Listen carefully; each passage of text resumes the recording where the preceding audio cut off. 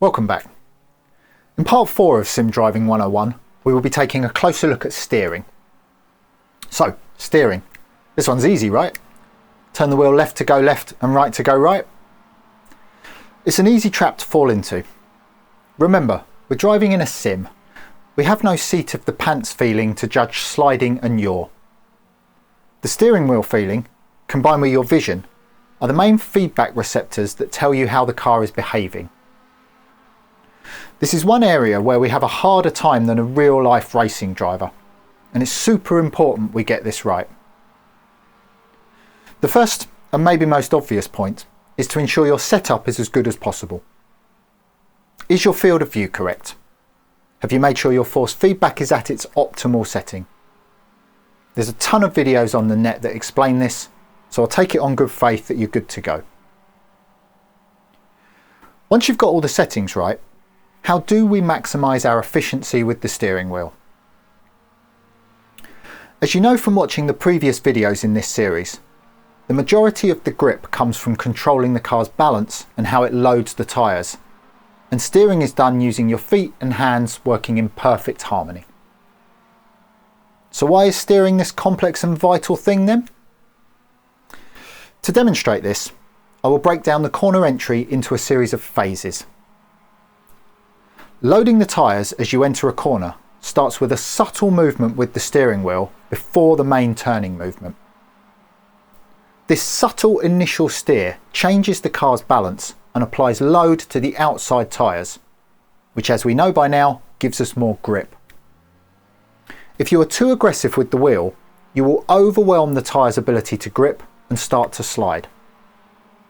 If you are too timid and start angling at the corner too early, you will not be using the car and tyres' maximum ability to corner, resulting in slower lap times.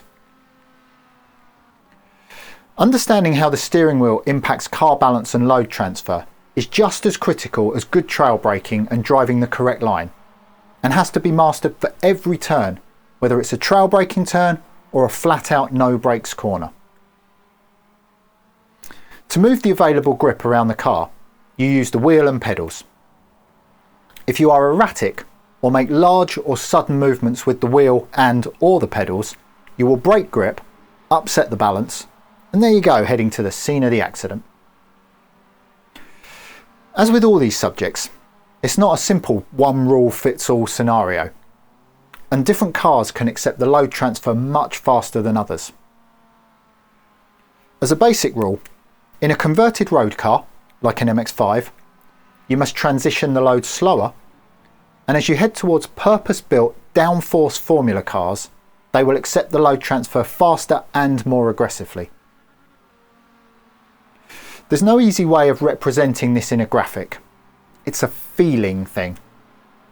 This makes the "duh, steering is easy" into a significantly more complex puzzle than you may first realise.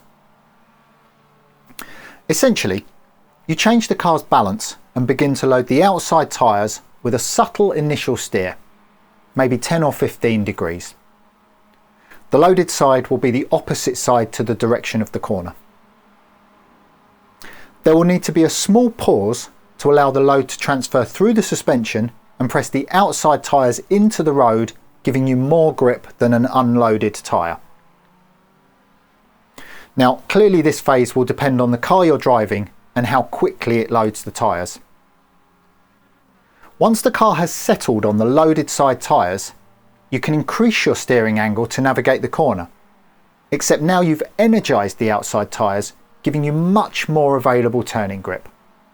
And as we know, more grip equals faster cornering equals lower lap times. This subtle initial steer, when combined with trail braking and driving the correct racing line, all add up to the driver being able to corner faster. Let's go full screen and take a look at a video example of this technique broken down into its component parts.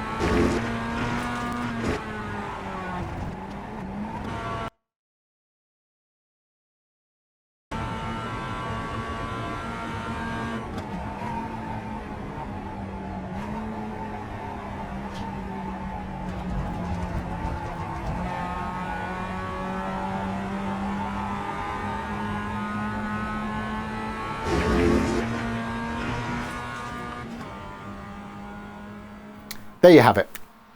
I hope this series has increased your understanding of some of the fundamental concepts of sim driving. This free course has been created as an introduction to the Autoblip Academy. These techniques form the basis of the significantly more detailed course material, practice lessons, tips, tricks and exercises that help you master these individual lessons and put them together to create a faster and more consistent version of yourself.